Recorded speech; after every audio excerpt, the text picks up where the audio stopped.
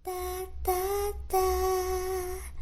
Oh Johnny, Johnny, oh Johnny, kemari, kemari, jangan kau berlari. Aku menunggu di sini, di sini, di sini, menunggu kau kembali.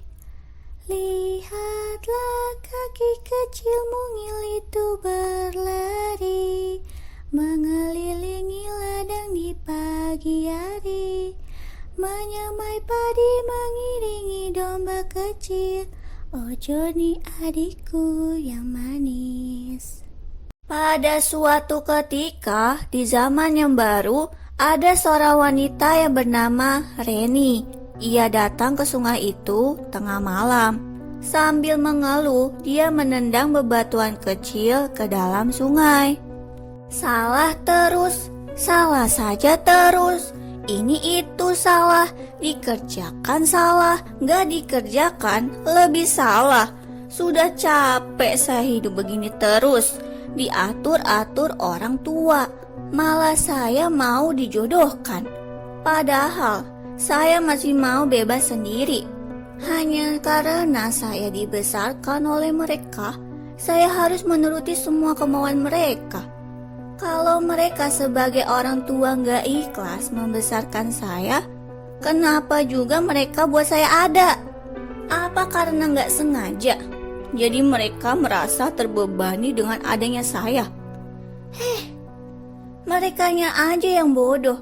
Bisa saja kan mereka tinggal membuang saya ketika bayi. Sungguh saya gak habis pikir. Setiap saya ingin mengambil keputusan sendiri, pasti mereka akan bilang, kamu toh jadi anak yang tahu diri, sudah dibesarkan, mestinya nurut sama orang tua. Memangnya membesarkanmu gratis, biayanya besar, tahu dirilah kita orang susah. Nurut lalu nikahlah sama juragan ginting. Selalu saja bicara begitu. Seandainya saja saya punya uang yang banyak, pasti gak akan ada yang berani mengatur hidup saya.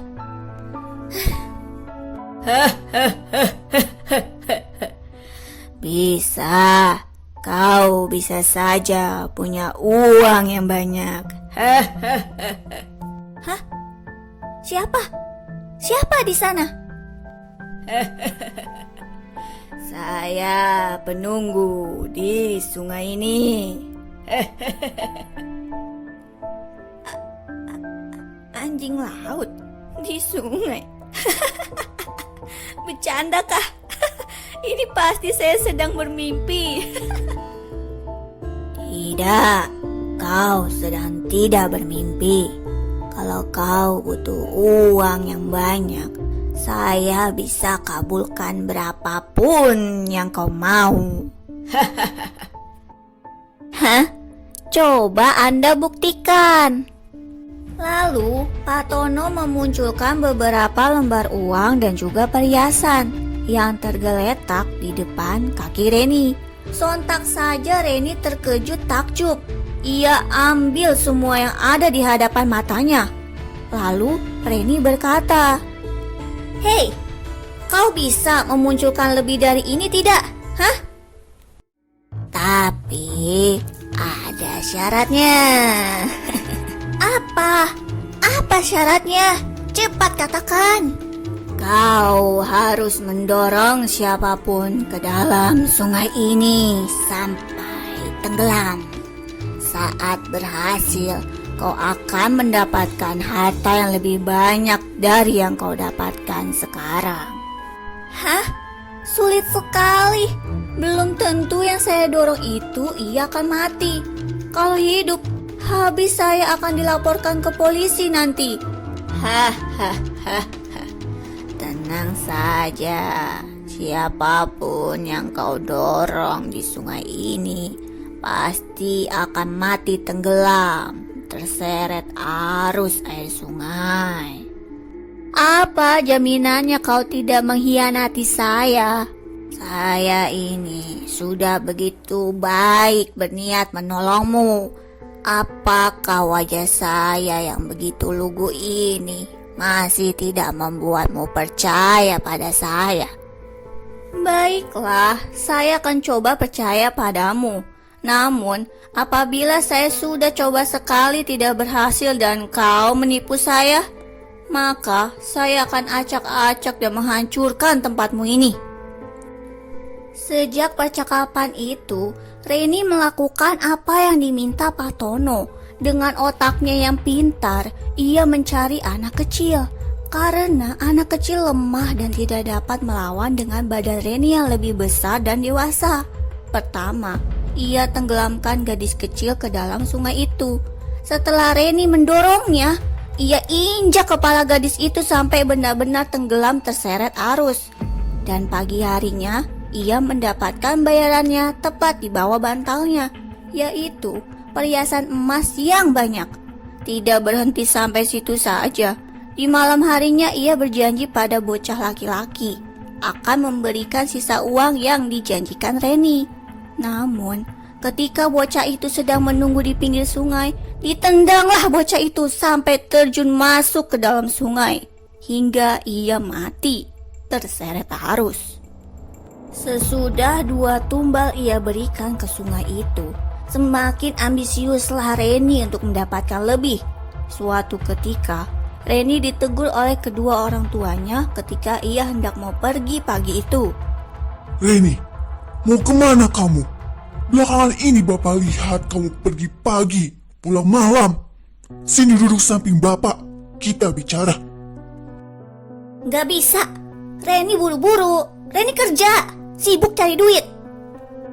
Reni, ingat umur Ren. Kamu sudah 32 tahun, belum juga menikah. Mau jadi perawan tua, ha? Siapa yang akan mengurusmu nanti bila ayah dan ibu tidak ada? Tidak sudi menikah dengan si tua kaya raya itu. Tega sekali Bapak mau menjadikan Reni istri ke-10 Pak Ginting. Terlalu. Ini demi kebaikanmu Reni. Dia sudah mapan dan mampu menghidupimu sampai kamu tua nanti. Bapak akan tenang bila kau sudah menikahinya. Hah? Banyak bicara. Kenapa? Soal uang. Reni punya. Nih, lihat. Banyak kan? Bapak butuh. Nih, Reni beri. Ambil sana. Ambil. Reni lalu melemparkan segepok lembaran uang kertas di wajah ayahnya. Uang-uang itu berterbangan tepat di depan mata ayahnya, hingga ayahnya tidak bisa berkata apa-apa. Lalu Reni dengan bahagia pergi meninggalkan kedua orang tuanya. Saat Reni telah menghilang dari pandangan ayahnya, seketika saat itu ayahnya langsung berlutut bersimpuh di depan teras rumahnya. Bu, apa salah saya telah mendidik anak yang telah menghina orang tuanya sendiri? Sabar Pak, sabar. Ibu sudah bilang Pak, Bapak terlalu keras pada Reni, anak semata wayang kita. Ayah hanya tidak ingin memanjakannya, Bu. Sekarang bagaimana, Bu? Hidup kita tidak akan lama lagi. Bagaimana nanti Reni, Bu? Dia akan tinggal sendiri di rumah ini. Bapak takut Reni dijahatin laki-laki hidung belang, Bu. Tidak ada yang melindunginya, Bu. Sabar Pak, Reni telah berubah sepenuhnya Pak. Ia sedang dibutakan oleh uang. Reni sudah tidak menganggap kita ada. Lebih baik kita berdoa pada Tuhan agar Reni diberikan pencerahan Pak. Ayo Pak, masuk ke dalam rumah. Pagi begini, di teras masih dingin. Ibu mengusap air mata di wajah ayah. Lalu mereka masuk ke dalam rumah. Sayangnya, hingga 5 bulan pun berlalu, Reni malah semakin menjadi-jadi. Dan akhirnya waktunya telah tiba. Orang tua Reni dinyatakan meninggal dunia karena kanker. Mereka selalu bekerja keras dan jarang sekali bisa istirahat. Begitu berat beban pikiran mereka tentang anaknya. Satu-satunya yaitu Reni hingga mereka mengidap penyakit kanker yang tidak mampu membiayai pengobatan untuk mereka sendiri, hingga mereka hanya bisa menunggu kematian menjemputnya. Semakin Reni terpukau oleh uang, ia lupa tidak menanyakan konsekuensi yang akan dia peroleh bila tidak memberikan tumbal nyawa pada waktunya. Karena Reni berpikir ia sudah mempunyai uang yang cukup banyak untuk membuka usaha warung kopi di desanya, maka ia berhenti mencari tumbal. Sampai suatu ketika 1 bulan kemudian, ketika Reni hendak pergi ke kamarnya untuk tidur, ia dikejutkan oleh sosok Pak Tono yang sudah menunggunya di dalam kamar. Hahaha, kau penunggu sungai, ada apa kau kemari? Saya datang menagih tumbal yang tidak kau berikan juga 1 pun bulan ini. Hah, saya tidak membutuhkannya lagi. Saya sudah punya cukup uang, maka dari itu saya berhenti. Maka nyawamu lah yang akan saya ambil. Apa-apaan kau? Dari awal kau tidak bilang ada perjanjian seperti itu. Licik, anjing laut licik. Salahmu tidak bertanya. Ayo, ikut saya sekarang. Tidak mau. Disiraplah Reni hingga ia berjalan sambil tertidur. Lalu Pak Tono membuka gerbang gaib dan mereka pun masuk ke dalam lubang hitam itu menuju kerajaan sungai. Pak Tono lalu menghadap di depan ratu dengan membawa Reni di sampingnya. Ada urusan apa kau bertemu dengan saya? Dan siapa dia yang kau bawa itu? Ia telah gagal dalam mencari tumbal, Ratu. Saya membawanya untuk dipersembahkan padamu. Tiba-tiba dengan telunjuk putri kerajaan, ia mengubah Reni menjadi anjing laut betina. Seketika Reni pun tersadar dari tidurnya. Langsung saja ia menangis ketakutan. Di mana ini? Kenapa saya berwujud sepertimu? Dan siapa dia? Ratu, saya tidak mengerti mengapa. Saya sedang berbaik hati. Saya jadikan ia istrimu. Sekarang kau harus berhubungan intim dengannya di hadapan saya sekarang juga. Tapi Ratu, tapi tak sudi. Aku tidak sudi, aku tidak mau. Atau kalian berdua saya siksa sampai kalian memohon untuk mati pun tidak bisa. Betapa sadisnya putri kerajaan sungai itu. Ia sungguh tidak punya hati. Aku saja yang menceritakan kembali kisah ini, rasanya tidak sanggup.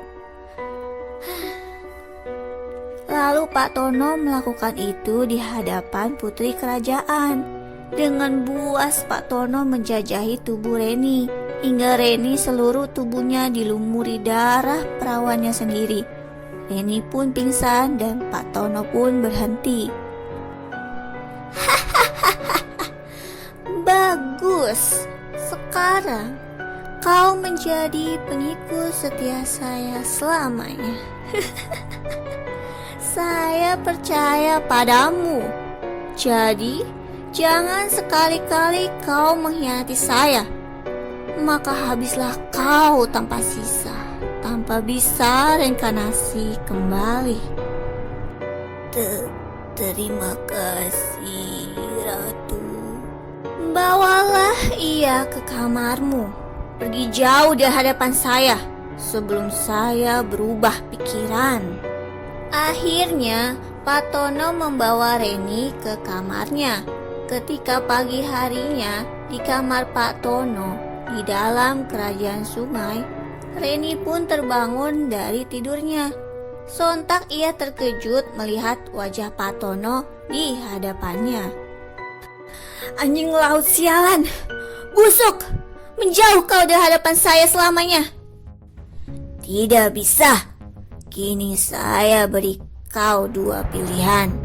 Pertama, bantu saya mencari korban selanjutnya dan menuruti semua perintah ratu. Karena kalau tidak, ia akan menyiksamu sampai kau memohon untuk mati pun tidak akan dikabulkan. Sebaliknya, malah akan disiksa semakin parah. Atau kedua, pegang belati ini.